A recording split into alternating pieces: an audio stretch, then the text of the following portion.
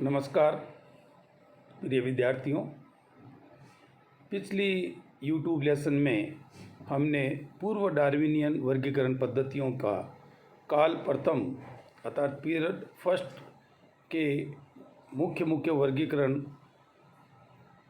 अध्ययन कर लिए थे। इस लेसन के ज़रिए हम पीरियड सेकंड के वर्गीकरण का अध्ययन आरंभ करेंगे। पीरियड सेकंड में जो वर्गीकरण मुख्यतः दिए गए वह पादप अंगों पर, विशेष रूप से स्टेमन्स पर आधारित थे। ये काल पादपों के अभिनिर्धारण के लिए बनाई गई वर्गीकरण पद्धतियों के काल के रूप में जाना जाता है। प्रमुख रूप से इस काल में कैरोलस लीनियस का ही योगदान मिलता है। कैरोलस लीनियस, जिनको वनस्पति विज्ञान जगत फादर ऑफ मॉडर्न टेक्सोनोमी या सिस्टमेटिक बॉटनी के नाम से जानते हैं, इन्होंने मॉडर्न टेक्सोनोमी की आधारशिला रखी। इन्होंने अपने वर्गीकरण में द्विनाम पद्धति बाइनोमियल नोमेनक्लेचर को भली भांति प्रसारित और प्रचारित किया। यहाँ पर ये बताना उचित रहेगा, जैसा कि पिछली कक्षा में हमने देखा था, पिछले लेसन में मैंने बताया था कि गैस्पार्ड बोहिन की जो पुस्तक थी पिनाक्स 1623, उसमें उन्होंने बाइनोमियल नोमेनक्लेचर को बहुत अच्छे तरीके से इस्तेमाल किया था। इसलिए यहाँ पर श्रेय बाइनोमियल नोमेनक्लेचर का गैस्पार्ड बोहिन को जाता है। ये वर्गीकरण आर्टिफिशियल वर्गीकरण था। आर्टिफिशियल वर्गीकरण के बारे में रेडफोर्ड डिस्क्राइब करते हैं कि ये मैकेनिकल सिस्टम ऑफ क्लासिफिकेशन था। वनस्पति विज्ञान एवं वर्गीकरण के इतिहास में कैरोलस लीनियस का योगदान देखें तो यहाँ पर हम देखेंगे कि इनका जीवन पूर्ण रूप से पादपों को समर्पित था। इनकी जो यात्राएं थी, इनके जो एक्सकर्शंस थे, ये एक स्थान से दूसरे स्थान पर जहाँ भी रहे अपने पादपों के बीच में रहे, उद्यान में रहे और एक शिक्षक के रूप में रहे। विश्व प्रसिद्ध ग्रंथ कैरोलस लीनियस ने लिखे। यदि हम आरंभिक जीवन की बात करें तो जब ये उपसला यूनिवर्सिटी में एक छात्र थे, विद्यार्थी थे, उस समय इनके शिक्षक थे रुडबेक। इन्होंने रुडबेक को अपना एक शोध पत्र प्रस्तुत किया सेक्सुअलिटी इन प्लांट्स 1729 में, और उनके साथ ये प्रकाशित हुआ। उसके बाद में रुडबेक के सम्मान में कैरोलस लीनियस ने जीनस रुडबेकिया का प्रतिपादन किया। दूसरा जो बहुत मुख्य ग्रंथ है सिस्टेमा नेचुरलिस, ये 1735 में प्रकाशन में आया और इसमें उन्होंने अपने वर्गीकरण की जो आउटलाइन है वो प्रस्तुत की। जेनरा प्लांटेरम और स्पीसीज प्लांटेरम के बारे में मेरे अनुसार जो साइंस का स्टूडेंट है या जो सामान्य जो स्टूडेंट हैं वो भी जानते हैं। जेनरा प्लांटेरम और स्पीसीज प्लांटेरम लीनियस का बहुत विश्वविख्यात ग्रंथ है। जेनरा प्लांटेरम 1737 में प्रकाशित हुआ और इन्होंने इसमें अधिकांशतः जेनरा को डिस्क्राइब किया। स्पीसीज प्लांटेरम 1753 में आया और ये 2 वॉल्यूम में था।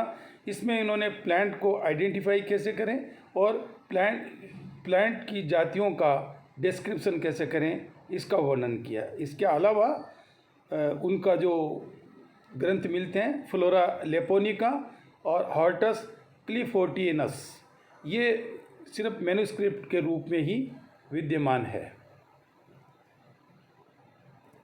कैरोलस लीनियस की वर्गीकरण पद्धति यदि हम देखें तो यहाँ पर स्पष्ट रूप से पादप का विभाजन 24 वर्गों में मिलता है। इन्होंने संपूर्ण पादपों को 24 वर्गों में विभाजित किया और वर्गों में विभाजन का जो आधार था वो पुंकेसरों की संख्या, उसका संयुक्त होना और पुंकेसरों की लंबाई था। वर्गों को ऑर्डर में विभाजित किया और उसका आधार पुष्प में वर्तिका की संख्या रहा। कैरोलस लीनियस ने शैवालों, कवकों, मॉस, फर्न आदि को एक अलग वर्ग क्रिप्टोगेमिया में रखा। इस प्रकार 23 जो वर्ग हैं वह फ्लावरिंग प्लांट्स के थे और एक अंतिम वर्ग क्रिप्टोगेमिया जो है वो शैवाल, कवक, मॉस और फर्न को इन्होंने सम्मिलित किया। इसके अलावा जिम्नोस्पर्म के बारे में इन्होंने इसमें कोई इंक्लूड नहीं किया। उनको कहीं ना कहीं जो है वो फ्लावरिंग प्लांट्स के साथ ही इन्होंने रखा, जैसा कि हम अभी आगे देखेंगे। यदि संपूर्ण वर्गीकरण पद्धति लीनियस की देखें कि किस प्रकार 24 वर्ग उन्होंने विभाजित किए थे। वर्ग प्रथम नाम भी पुंकेसरों की संख्या के आधार पर ही यहाँ पर उन्होंने रखे। मोनोएंड्रिया में एक स्टेमन युक्त पादप थे जैसे सिरपस। डाइएंड्रिया 2 स्टेमन युक्त पादप थे जैसे वेरोनिका। ट्राइएंड्रिया 3 स्टेमन युक्त पादप थे जैसे आइरिस। टेट्राएंड्रिया 4 स्टेमन युक्त पादप थे जैसे अल्मस। पेंटाएंड्रिया 5 पुंकेसर युक्त प्राइम्यूला। हेक्साएंड्रिया 6 स्टेमन युक्त बारबेरिस। हेप्टाएंड्रिया 7 स्टेमन युक्त एस्कुलस। ऑक्टाएंड्रिया 8 स्टेमन युक्त फेगोपाइरम। एनेंड्रिया 9 स्टेमन युक्त जैसे रेननकुलस। डेकाएंड्रिया 10 स्टेमन युक्त जैसे एसर। डोडेकाएंड्रिया 11 से 19 स्टेमन जिन पुष्पों के पादपीय पुष्पों में पाए जाते थे उनको डोडेकाएंड्रिया में इन्होंने विभाजित किया जैसे यूफोर्बिया। आइकासेंड्रिया 20 या इससे अधिक स्टेमन एवं एपिपेटलस कंडीशन, दल लग्न स्थिति जैसे रोजा। पोलिएंड्रिया 20 स्टेमन या इससे अधिक अक्ष से अटैच्ड जैसे पापावर। डाइडाइनेमिया स्टेमन डाइडाइनेमस कंडीशन के साथ जैसे लीनिया। टेट्राएंड्रिया टेट्राडाइनेमिया जैसे स्टेमन टेट्राडाइनेमस जैसे क्रूसीफेरी। मोनोएडेल्फिया स्टेमन मोनोएडेल्फस कंडीशन जैसे मालवेसी के पौधे जहाँ स्टेमिनल ट्यूब बनती है और सभी के सभी स्टेमन संयुक्त हो जाते हैं। टेट्राडाइनेमिया में आपने देखा होगा क्रूसीफेरी जिसे कि आप ब्रेसिकेसी कहते हैं, उसमें जो स्टेमन है वह 2+4 अर्थात 6 होते हैं और 2 भागों में पाए जाते हैं। डाइएडेल्फिया स्टेमन डाइएडेल्फस कंडीशन जैसे ट्राइफोलिया। पोलीएडेल्फिया स्टेमन पोलीएडेल्फस बहुसंगी जैसे हाइप्रिकम।